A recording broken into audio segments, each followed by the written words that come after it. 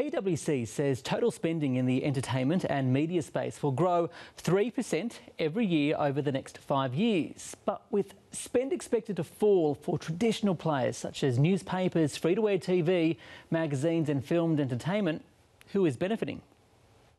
Cooper Silk and Craig Markham started their podcasting small business in their garage 4 years ago and have now expanded to a purpose-built facility. From concept development and strategy all the way through to editing, production, marketing and distribution, we do everything. It was a change of direction for the former wharfie of 22 years who spotted a gap in the market while working in community TV.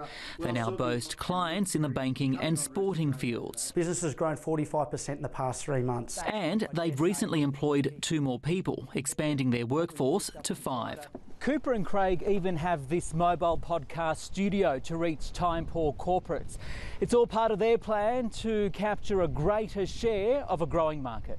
PwC says podcasting industry revenue is expected to almost double over the next 5 years, with the number of monthly listeners forecast to more than double to nearly 9 million over the same period. What you're doing is you're growing your sphere of influence. But you can also have a call to action at the end of a podcast. As part of the radio category, it's one of the top 4 segments to see growth, including music, subscription TV, driven by streaming services like Netflix and SBS On Demand, and interactive gaming. In interactive games, we've seen growth in employment on average of 10% each year. Melbourne's Mountain Studios is one of them. We've grown from just Ken and myself in a tiny little office to 4 people. Lead designer Ken Wong recently won an Apple Design Award for the company's latest game. It's kind of a bit like an interactive storybook. You've got the IP held in Australia that can be monetised over years, so it's exactly the sort of market that we should be nurturing and growing.